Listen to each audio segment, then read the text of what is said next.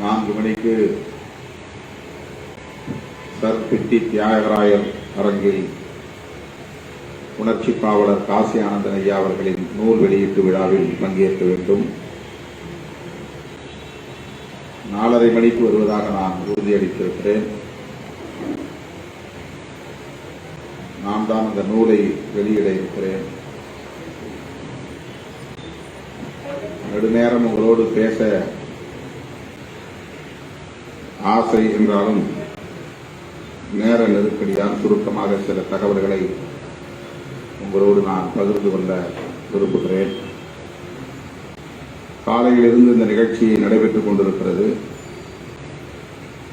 மாணவர்கள் பலரும் இங்கே தங்களின் கருத்துக்களை முன்வைத்திருக்கிறீர்கள். ஒரு சிலருடைய கருத்துக்களை கேட்கிற வாய்ப்பு எனக்கு கிடைத்தது. முற்போக்கு மாணவர் கழகத்திற்கான வடிவமைப்பை இன்னும் சிறப்பாக சீரமைத்திட வேண்டும் என்பது முக்கியமான ஒரு கோரிக்கையாக இருந்தது. ஒரு ஆண்டுக்கான செயல் திட்டங்களை முன்கூட்டியே அறிவிக்க வேண்டும் என்பது குறித்தும் நான் வரும்போது தம்பி ஒருவர் பேசிக் கொண்டிருந்தார். மாணவ செல்வங்களை அரசியல்படுத்துவது மிக மிக இன்றியமையாத ஒரு தேவை. 90களின் தொடக்கத்தில் மாணவர்களுக்கான அமைப்பை நான் தலித் ஸ்டூடெண்ட் பேந்தர்ஸ் என்கிற பெயரிலே அறிவிப்பு செய்ய டிஎஸ்பி என்று அழைத்தோம். தலித் ஸ்டூடெண்ட் பேந்தர்ஸ், தலித் மாணவ சிறுத்தைகள் என்பது அந்த பெயர். ஓராண்டில் நான் இந்த அமைப்பு வேண்டாம் என்று கலைத்து விட்டேன். மாணவர் சமூகத்தில் சாதியும் நுழைந்துவிடக்கூடாது என்கிற கவலை. அப்போதெல்லாம் மேடையில் இருக்கிற யாரும் என்னோடு இல்லை. இன்றைக்கு கட்சியிலே முன்னணி பொறுப்பில் இருப்பவர்கள் யாரும் என்னோடு இல்லை. மதுரை மற்றும் மதுரையை சுற்றியுள்ள பகுதிகளை சார்ந்த இளைஞர்கள் என்னோடு இருந்தார்கள். அவர்கள் பெரிதாக படித்தவர்கள் இல்லை. பள்ளி படிப்பை பாதியிலே நிறுத்தியவர்கள், கல்லூரி படிப்பை பாதியிலே நிறுத்தியவர்கள், என்னை சுற்றிலும் இப்படி சில நூற்றுக்கணக்கான இளைஞர்கள் இருந்தார்கள். அப்போது நான் முதலாக ஒரு அணியை இயக்கத்திற்கு துணையாக ஒரு துணைநிலை அமைப்பாக அறிவித்தேன் என்றால் அது மாணவர்களுக்கான அமைப்பு தான்.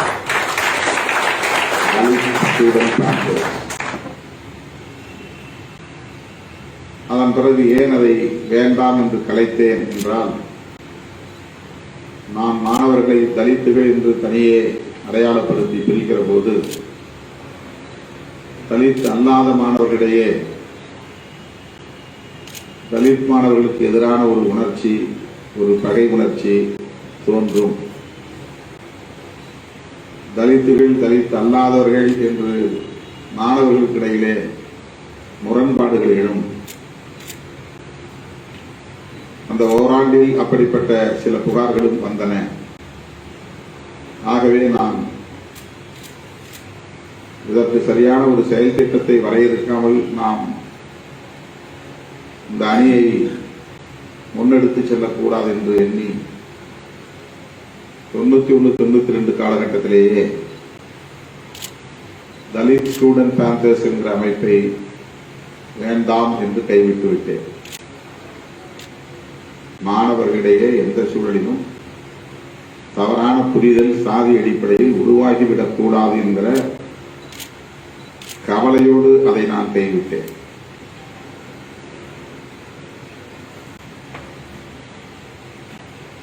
பிறகு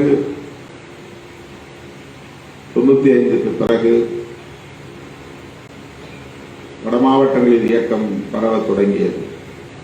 95 கடலூர் மாவட்டம் திட்டக்குடி சண்முகம், தொலார் ரமேஷ் ஆகிய இளைஞர்கள் அடித்து கொலை செய்யப்பட்ட கொடூரம் அரங்கேறியது. அதனையொட்டி வட மாவட்டங்களில் இயக்கம் மிக வேகமாக பரவத் தொடங்கியது. அப்போது உடனிருந்த தோழர்கள் வண்டியிலே நாங்கள் அடிக்கடி ஒரே வண்டியிலே பயணம் செய்வதுண்டு. ஒரே பேருந்தில் அல்லது ஒரே வாடகை காரில் பயணம் செய்வதுண்டு. அப்படி பாண்டிச்சேரியில் இருந்து நான் சென்னைக்கு வண்டியிலே பயணம் செய்து வந்தபோது வண்டியிலேயே கலந்துரையாடினோம். அப்போது நான் ஒரு 4 துணைநிலை அமைப்புகளை முன்மொழிந்தேன். இந்த துணைநிலை அமைப்புகளை நாம் உருவாக்க வேண்டும். அவற்றையெல்லாம் வெகுஜன அமைப்புகளாக நாம் வைத்துக் கொள்ள வேண்டும். கட்சி வேறு, அதாவது தாய் இயக்கம் வேறு, துணைநிலை அமைப்புகள் வேறு. துணைநிலை அமைப்புகள் நேரடியாக கட்சியோடு தொடர்புடைய அமைப்பாக இருக்க தேவையில்லை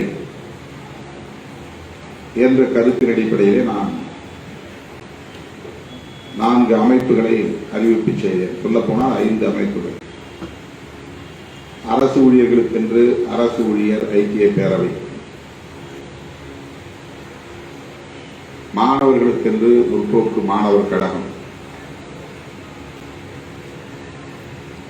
மகளிருக்கென்று மகளிர் விடுதலை இயக்கம், தொழிலாளர்களுக்கென்று தொழிலாளர் விடுதலை முன்னணி, இளைஞர்களுக்கு இளஞ்சிறுத்தைகள் எழுச்சி பாசறை. ஆனால் அப்போது அதை இளஞ்சிறுத்தைகள் எழுச்சி பாசறை என்று சொல்லவில்லை. இளைஞர்களுக்கு ஒரு அணி வேண்டும் என்று மட்டும் சொல்லியிருந்தேன். இந்த 4-5 அமைப்புகள்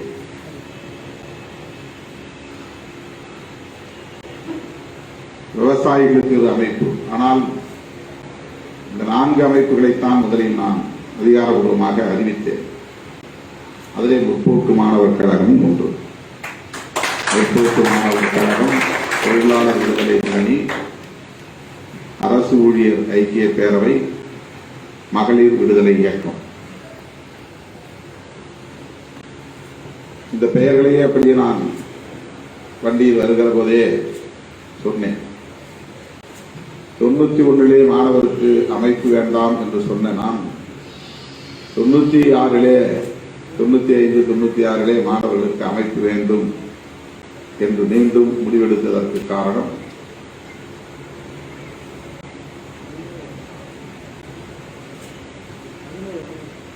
இந்த அமைப்புகளை தலித்துகளுக்கான அமைப்பு என்று சுருக்கிவிடாமல் வெகுஜன அமைப்புகளாக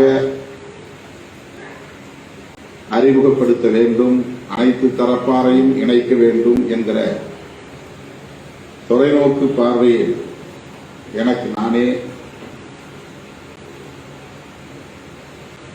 உடன்பட்டுக் கொண்டேன் அல்லது சமாதானம் செய்து கொண்டேன். அதாவது வெறும் தலித் மாணவர்கள் என்று மட்டுமே இயங்காமல் எல்லா மாணவர்களையும் உள்ளடக்கக்கூடிய ஒரு அமைப்பாக, எல்லா சமூகங்களை சார்ந்த மாணவர்களையும் உள்ளடக்கம் கொண்ட ஒரு அமைப்பாக. இந்த பெயரில் எந்த இடத்திலும் தலித் என்று வராது. மகளிர் விடுதலை இயக்கம், அதிலே தலித் என்ற அடையாளம் இருக்காது. முற்போக்கு மாணவர் கழகம், அதிலே தலித் என்ற அடையாளம் இருக்காது. தொழிலாளர் விடுதலை முன்னணி, அதிலே தலித் என்கிற அமைப்பு அடையாளம் இல்லை. அரசு ஊழியர் ஐக்கிய பேரவை, அதிலே தலித் அடையாளம் இல்லை. இளஞ்சிறுத்தைகள் எழுச்சி பாசறை, அதிலே தலித் என்ற சொல்லாடல் இல்லை. விவசாய தொழிலாளர்கள் விடுதலை இயக்கம், அதெல்லாம் பின்னால் இந்த பெயர் சேர்க்கப்பட்டது. அப்போது தமிழக உழவர் இயக்கம் என்று கருதுகிறேன், முதலில் அறிவித்தது. இப்படி இந்த பெயர்களில் ஒரு குறிப்பிட்ட சாதியை மட்டுமே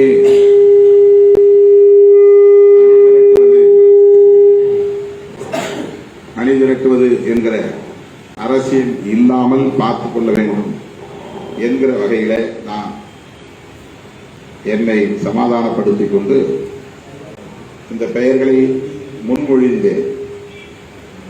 சரி, ஏன் அதில் தலித் என்கிற அடையாளம் இருக்கக்கூடாது?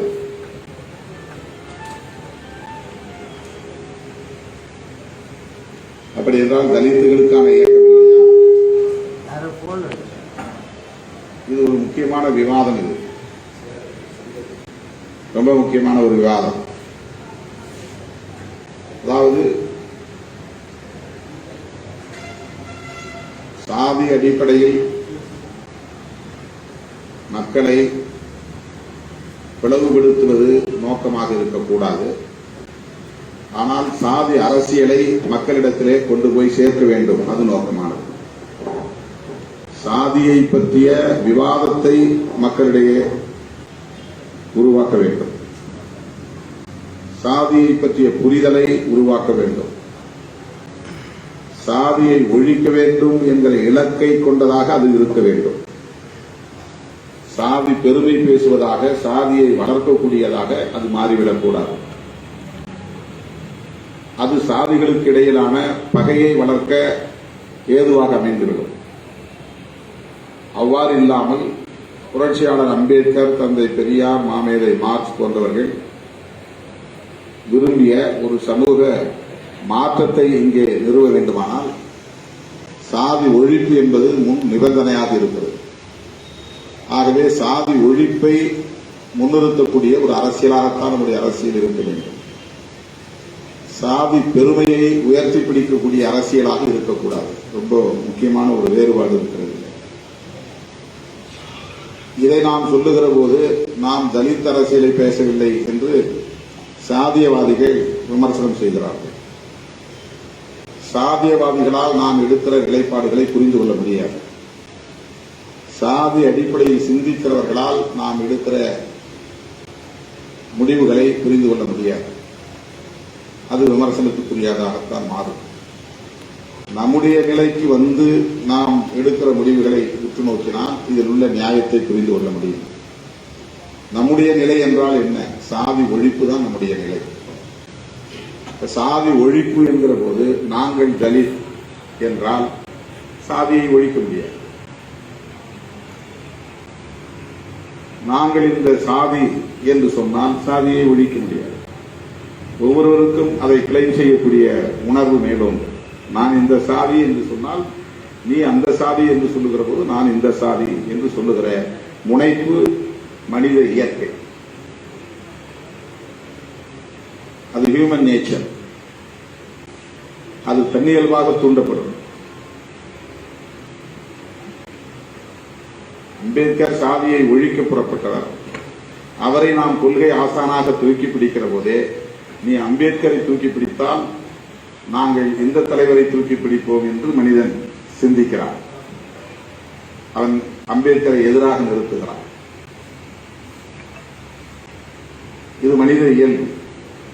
ஆகவே வளரும் போது பிஞ்சு உள்ளத்திலே சாதி பெருமை அல்லது சாதி இழிவு என்கிற எந்த அரசியலும் விதைக்கக்கூடாது.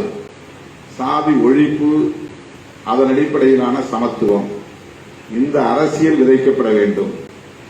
ஆகவே ஒரு துணைநிலை அமைப்பாக இருந்தாலும் வெகுஜன அமைப்பாக இருந்தாலும் அதற்கு சூட்டுகிற பெயர் கூட கவனமாக இருக்க வேண்டும் என்பதுதான். ஆகவேதான் தலித் மாணவ சிறுத்தைகள் என்பதை நாம் தவிர்த்தோம். தலித் பேந்தர்ஸ் என்று இருந்ததை விடுதலை சிறுத்தைகள் என்று மாற்றினோம்.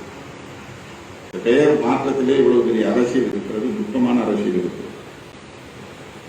அதனால் தலித்துகளுக்கான அரசியலை விட்டுவிட்டோம் என்று பொருள் அல்ல. சாதி ஒழிப்பு தான் தலித்துகளுக்கான அரசியல்.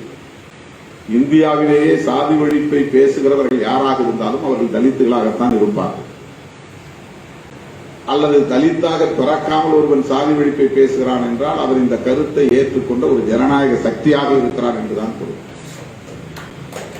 ஒரு ஜனநாயக சக்தி. ஆகவே தலித் அரசியல் என்றால் தலித் என்று சொல்லுவதில் மட்டுமே இருக்கிறது என்று பொருள் அல்ல.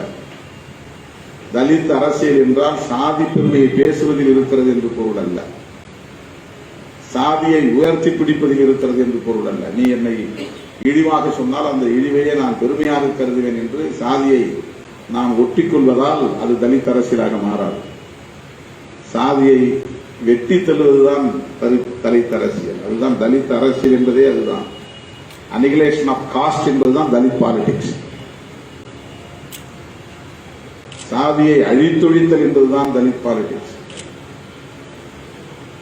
இந்த அடிப்படையை முதலில் புரிந்து கொள்ள வேண்டும். ஆகவே மாணவ செல்வங்களிடையே அவர்கள் எழுதப்படாத காகிதங்கள், பிளாங்கா இருக்கக்கூடிய பேப்பர்ஸ், முதல்ல எழுதும் போதே நல்லதை எழுத வேண்டும், ஜனநாயகத்தை எழுத வேண்டும், சமத்துவத்தை எழுத வேண்டும், சாதி ஒழிப்பை எழுத வேண்டும். மாணவர்களின் மூளை பகுதிகளில், சிந்தனை பகுதிகளில். எனவேதான் 90களின் தொடக்கத்திலே தலித் ஸ்டூடெண்ட் பேந்தர்ஸ் என்ற அமைப்பை வேண்டாம் என்று கலைத்தனா 95-96 முற்போக்கு மாணவர் கழகம் என்கிற பெயரில் மாணவர்களுக்கு ஒரு அமைப்பை உருவாக்க வேண்டும் என்று விரும்பினேன். இதை அறிவிப்பு செய்தேன். இதை பற்றி விரிவாக இன்னும் பேச முடியும், நேரமில்லை. ரேடிக்கல் ஸ்டூடெண்ட்ஸ் போரம், ஆங்கிலத்திலே இதை நாம் RSF என்று அழைக்கிறோம். ரேடிக்கல் என்றால் முற்போக்கான சிந்தனை என்று பொருள், புரட்சிகரமான சிந்தனை என்று பொருள், பிற்போக்குத்தனத்திற்கு எதிரான சிந்தனை என்று பொருள், பழமைவாதங்களுக்கு எதிரான சிந்தனை என்று பொருள், புதுமையை உள்வாங்கிக் கொள்ளுகிற சிந்தனை என்று பொருள்.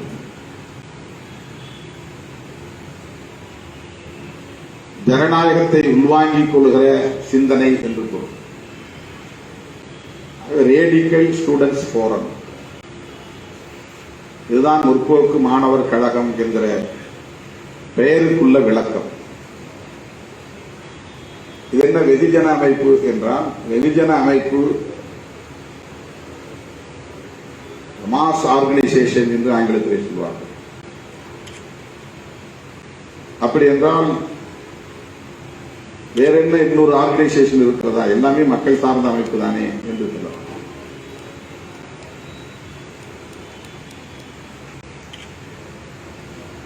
எல்லோரையும், சராசரி மனிதர்கள் எல்லோரையும், அரசியல் ஈடுபாடுள்ள எல்லோரையும், ஆர்வமுள்ள எல்லோரையும் உள்வாங்கிக் கொள்வதற்கான ஒரு பிளாட்ஃபார்ம். அதுதான் மாஸ் ஆர்கனைசேஷன். தொழிலாளரா, எந்த சாதியும் பார்க்காத தொழிலாளர் நலன்களுக்காக வரக்கூடிய அத்தனை பேரையும் சேர்ந்து, மாணவர்களா, என்ன சாதி என்ன மதம் என்பதல்ல, நாம் சொல்லக்கூடிய கருத்தை ஏற்றுக்கொள்ளக்கூடிய அனைவரும் அதிலே உறுப்பினராகலாம். அதுபோல கட்சியிலே எல்லோரையும் அப்படி உள்வாங்க முடியாது. கட்சி என்பது மோர் ரெஸ்ட்ரிக்டட் ஆர்கனைசேஷன். அதற்குள்ள எல்லாரையும் எடுத்த எடுப்பிலே உள்வாங்க முடியாது. அரசியல் படுத்தப்படாமல் உள்வாங்கக்கூடாது. அதுதான் அதுக்கு பொருள். அரசியல் படுத்தப்பட்டவர்கள் கட்சிக்குள் வர வேண்டும். அரசியல் படுத்தப்படுவதற்கான நிலையில் இருப்பவர்களை மாஸ் ஆர்கனைசேஷனில் சேர்க்க வேண்டும். Entry level. ஒருத்தர் பாலிடிக்ஸ் வரணும் விரும்புகிறார், முற்போக்கு மாணவர் கழகத்தில் வரலாம். அதுக்கு பிறகு அவர் வேற கட்சியோட போய் சேரலாம். அந்த லிபர்ட்டி மாஸ் ஆர்கனைசேஷன்ல உண்டு. ஆனால் நம்முடைய நோக்கம், மாஸ் ஆர்கனைசேஷன்ல ஒருத்தர் வர்றவர் பார்ட்டியுடைய அடிப்படை அரசியலை புரிந்து கொண்டு அவர் நம்பகத்தன்மை பெற்றவராக மாறுகிற போது பார்ட்டிக்குள்ள பொறுப்பெடுக்கணும். கட்சியில முக்கிய பொறுப்பை எப்பதான் எடுக்கணும். அதுக்கு முன்னாடி கொடுத்து விட்டால் அவர் எந்த நேரத்தில் வேண்டுமானாலும் அரசியல் படுத்தப்படாத நிலையிலே கட்சியை சீர்குலைத்து விடுவார். ஒரு ஆள் வெளியே போனார்னா மொத்த கட்சியை போயிருச்சுங்கிற மாதிரி ஆயிடும்.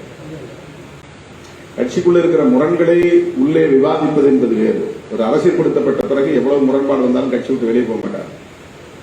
அரசியல்படுத்தப்பட்ட பிறகு எவ்வளவு முரண்பாடுகள் இருந்தாலும் கட்சியை டேமேஜ் பண்ண மாட்டார்.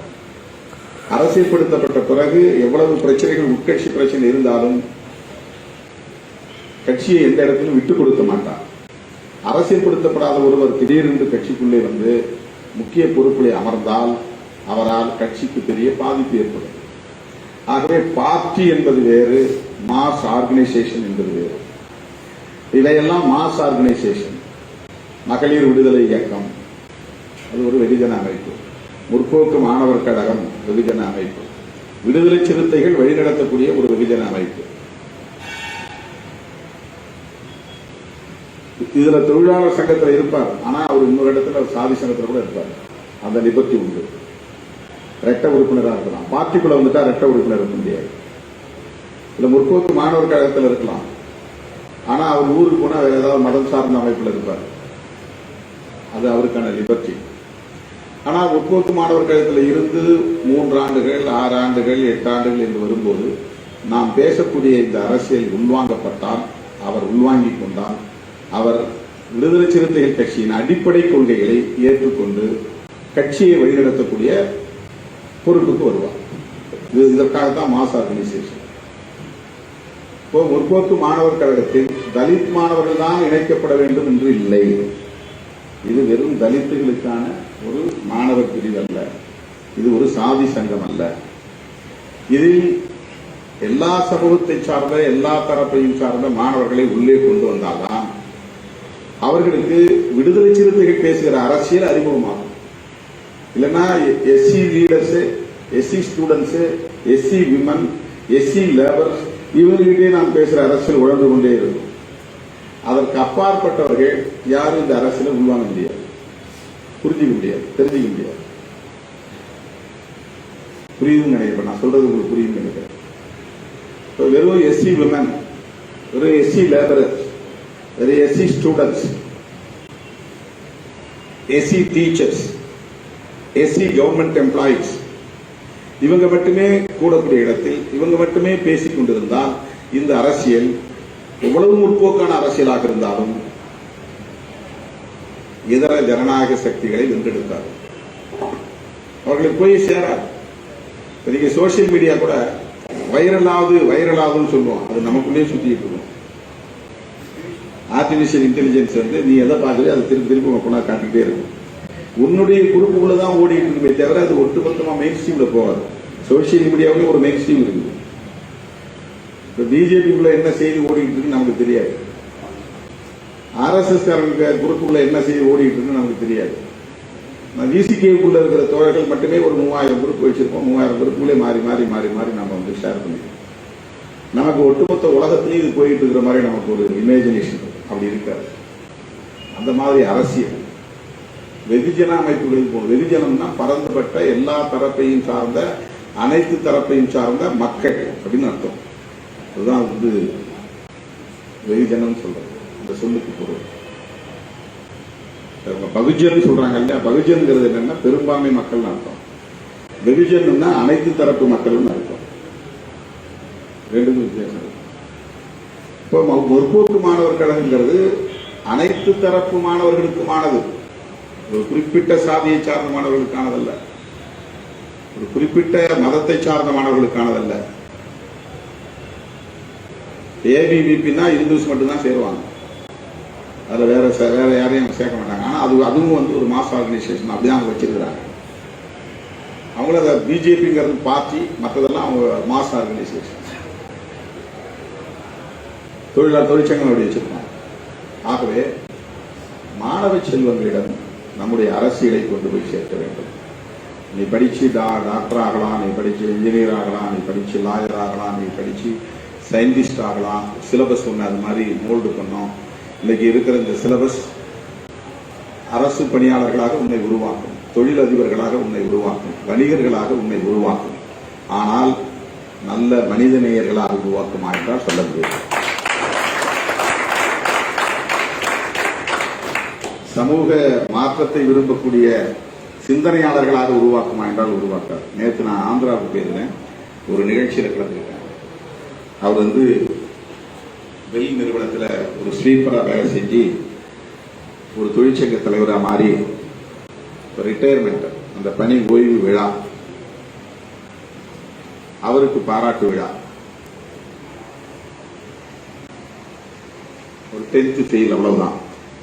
அவரை பாராட்டுறவங்கலாம் பிஹெச்டி முடிச்ச ப்ரொஃபசர்ஸ். பாஞ்சா இலையான்னு ஒரு பெரிய புகழ்பெற்ற அம்பேத்கரிய சிந்தனையாளர், நிறைய ஆய்வு பண்ணி புத்தகங்கள்லாம் வெளியிட்டிருக்கிறார். அவர், நான், இன்னும் பல பட்டதாரிகள், பேராசிரியர்கள் ஒரு 10ஆம் வகுப்பு முடிக்காமல் ஒரு தூய்மை பணியாளராக ஒரு நிறுவனத்தை போய் வேலைக்கு சேர்ந்தவர். அவர் தொழிற்சங்கத்திலே வளர்ந்து இப்போது பணி ஓய்வு பெற்றிருக்கிறார். அவருக்கு ஏன் பாராட்டு விழா? நேற்று அவரை நான் பாராட்டி பேசினேன். அவர் தன்னுடைய உழைப்பால் ஈட்டிய பொருளாதாரத்தை தமிழ்நாடு மட்டுமல்ல, இது ஆந்திர பிரதேசம், தெலுங்கானா மட்டுமல்ல, தமிழ்நாடு உள்ளிட்ட பல மாநிலங்களிலிருந்து மாதத்திற்கு 50 பேர் இளைஞர்களை தேர்வு செய்து அல்லது மாணவர்களை தேர்வு செய்து கட்டணம் இல்லாமல் தங்குவது, சாப்பாடு போன்றவற்றை எல்லாம் வழங்கி அவர்களுக்கு அம்பேத்கர், பூலே சிந்தனைகளை, தத்துவங்களை பயிற்சி தருகிறார். அதுதான் ஒரு சென்டர் உருவாக்கியிருக்கிறார். Phule Ambedkar philosophical centre and English training, அதான் அந்த அமைப்பினுடைய பெயர். அதுக்கு அவருடைய சொந்த நிலம் 7 ஏக்கர் நிலத்தில் அவர் ஒரு அரங்கத்தை உருவாக்கி இருக்கிறாரு. தங்கிறதுக்கான விடுதியை உருவாக்கி இருக்கிறாரு. சாப்பிட்றதுக்கான ஒரு மெஸ். ஆண் பிள்ளைகள், பெண் பிள்ளைகள் எல்லோரும் தங்கியிருக்கிறாங்க. அவங்க வெவ்வேறு காலேஜில் படிக்கிறாங்க, யூனிவர்சிட்டியில் படிக்கிறாங்க. படித்து முடிச்சுட்டு வேலை தேடிட்டு இருக்கிறாங்க. என்னவாக அவர்களை உருவாக்க அவர் விரும்புகிறார், அதுதான் ரொம்ப முக்கியம். அதுதான் நானும் சொல்லுவேன். பல்கலைக்கழகங்களில் நாம் கற்கிற கல்வி நம்மை தன் குடும்பம் உண்டு, தன் பெண் பிள்ளைகள் உண்டு, தன் வளர்ச்சி உண்டு என்கிற உளவியல் கொண்ட ஆளுமைகளாக வளர்த்திருக்கிறது. என் வீடு, என் பிள்ளை, என் பெண்டாட்டி, எனக்கு நான் கார் வாங்கிட்டேன், நான் வீடு வாங்கிட்டேன், என் பிள்ளைகளை நான் நல்லா படிக்க வச்சுட்டேன் அப்படிங்கிற ஒரு செல்ஃப் சென்டர், ஒரு தற்குறிகளை உருவாக்குகிறது.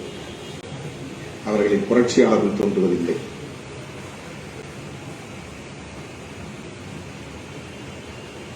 பொதுமக்களுக்காக சிந்திப்பது, பொதுமக்களுக்காக உழைப்பது, தூக்கத்தை இழப்பது, பொருளாதாரத்தை இழப்பது போன்ற அந்த பரந்த பார்வையை அது தருவதில்லை.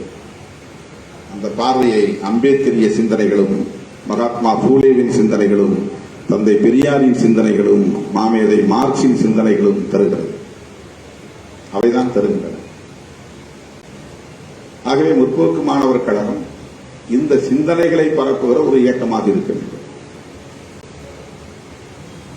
மீண்டும் ஒரு நாள் சந்திக்கிற போது விரிவாக பேசுவோம். இந்த ஆகஸ்ட் 17 எப்படி நீங்கள் நடத்த விரும்புகிறீர்களோ அப்படி நடத்துங்கள். ஆனால் மாதம் ஒரு நாள் மாணவர்களிடையே நாம் இப்படி 1 மணி நேரம் பேசுவதற்கு இனி நிகழ்ச்சிகளை நீங்கள் ஒருங்கிணைக்க வேண்டும்.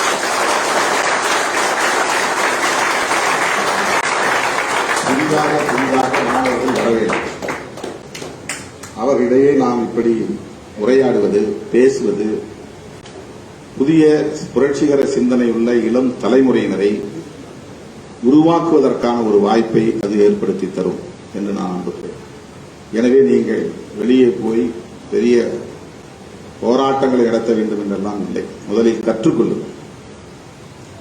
Learning first. நிறைய கற்றுக்கொள்ள வேண்டும். சோசியல் ஜஸ்டிஸ்னா என்ன, டெமோக்ரஸினா என்ன,